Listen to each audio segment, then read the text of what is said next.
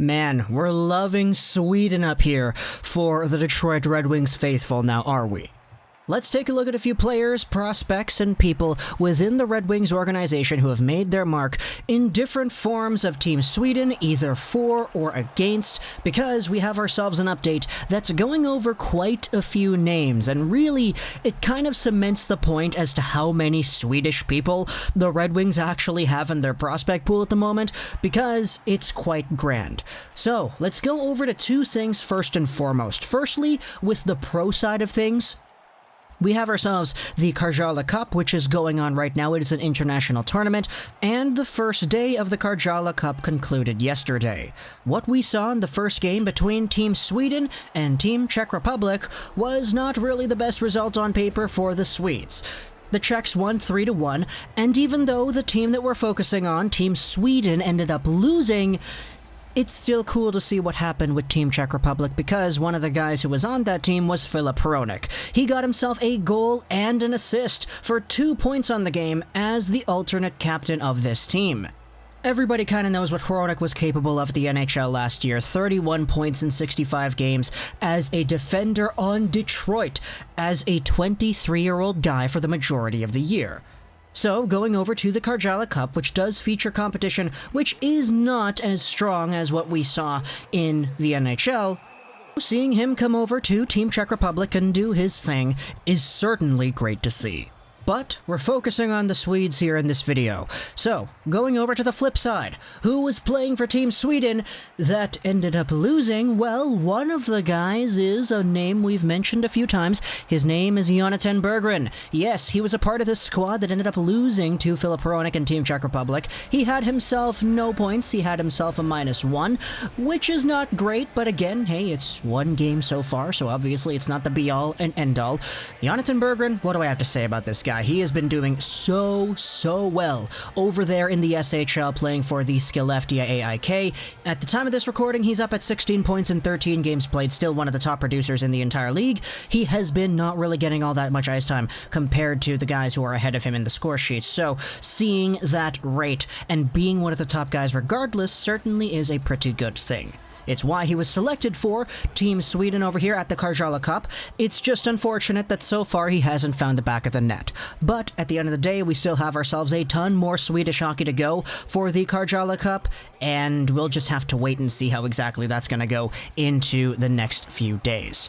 So now that we've gotten Team Czech Republic versus Team Sweden out of the way, that concludes our Karjala Cup focus in this video. We will be talking a little bit more about the Karjala Cup in the next video, which is going to focus on the Vancouver Canucks and Vasily Podkolzin, but let's shift our focus over to Team Sweden's U20 camp, which is actually going on right now.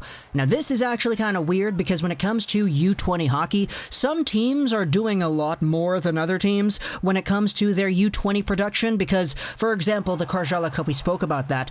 The Karjala Cup is a pro tournament. It usually involves mostly professional guys, which is why if you take a look at some of the rosters, like Team Finland, for example, they have some defensemen who are in their 30s and some forwards who are just over 23 years old. But Team Russia sent a U20 team as their team to the Karjala Cup, so that's why all the players in Russia are under the age of 21. So it's kind of weird how some teams out there are doing more for the U20 side of things than others, but for Team Sweden, their U20 team has been practicing over there in Malmö, and we had ourselves a few indications as to what exactly their lineups are looking like so far. The first line of Team Sweden's U20 squad is Lucas Raymond, Carl Henriksson, and Alexander Holtz. Oh man, Raymond and Holtz on the same line. You love to see it. Lucas Raymond, obviously, he's a Detroit Red Wings guy drafted 4th overall earlier this season at the 2020 NHL Draft. Carl Henriksson is a guy who was taken over there by the New York Rangers last year, and then Alexander Holtz, you have yourselves a New Jersey Devils guy. Awesome to see, stacked first line.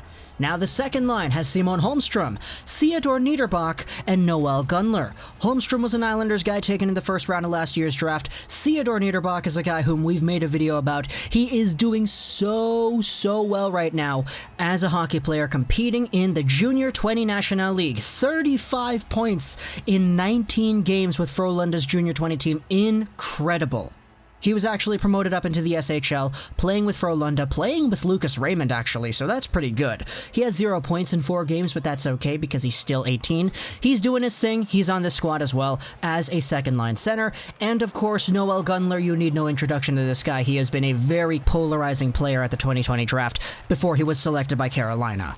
The next few picks, you have yourselves Oscar Olausson, Albin Sunksvik, Lucas Edmonds, Isaac Anderson, William Eklund, and then a very interesting name indeed. Albin Grewe is the 4th-line right wing for this Swedish U20 squad. Albin Grewe is a guy whom we've noted several times in different videos. He is pretty much the Swedish Brad Marchand. He's a guy who plays a very annoying, pest-like, night-in-prison kind of game, and he was taken by the Red Wings last year in the 3rd round. He had a pretty disappointing year in the SHL this past season, and right now he is playing with 1 point in 8 games played for the Djurgården, so not amazing, but this guy is going to go over to the Saginaw Spirit for next year, and he's probably going to do pretty well there because he's going to be one of the top guys on the food chain. So we'll see how Albin Grewe is able to do playing alongside of what should be Cole Perfetti for 2020-2021 in the OHL when that gets underway. But we don't have a stoppage there because we have ourselves the defensemen. The first one up here, the number 1 left D for Sweden's U20 squad, it is Albert Johansson. Yes, we have made a few videos noting what exactly Albert Johansson has done so far for the various teams that he played for in Sweden as a Detroit Red Wings prospect taken in 2019's 2nd round. He's still doing pretty well. 6 points, 13 games right now for the Farjestad BK SHL squad. Not bad at all for a 19-year-old. For sure, that is pretty darn good. He's on pace to break half a point a game. He is doing his thing right now, and it's paid off in dividends because he's the number 1 lefty in front of a pretty good lineup of U20 Swedish talent.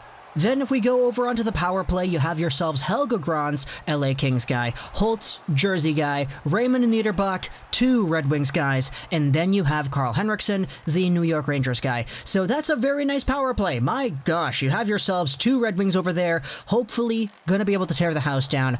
Niederbach and Raymond, they're already teammates, so let's see if there's any chemistry that comes over there. I'm just really excited to see how Alexander Holtz is gonna be as an 18-year-old absolute beast of a shooter going into these U20 tournaments that we're going to see in the future. And then you have that Albert Johansson playing on the 2nd power play unit with Simon Holmstrom, Gunler, Edmonds, and Sundsvik.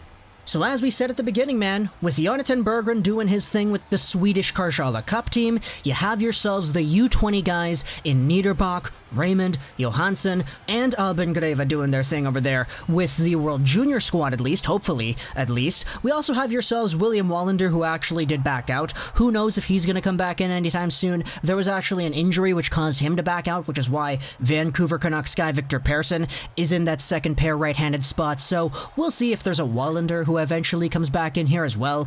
And to be honest, man, if that happens, that would be absolutely incredible. If that would be the case, you could legitimately run a unit of only Red Wings players.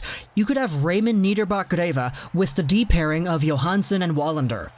That's all Red Wings. So, Sweden, man, you guys have been great to Detroit. It's been like that over the years. It's been like that in the most previous few NHL entry drafts, too. And, of course, how could we forget about Filip Hronek doing his thing against that Team Sweden over there at the Karjala Cup. If you want to take a look at what exactly is going on with Sweden, next up you have yourselves Team Russia. That's going to be happening on November 7th. Czech Republic, they're playing against Team Finland, so we'll see how they do over there.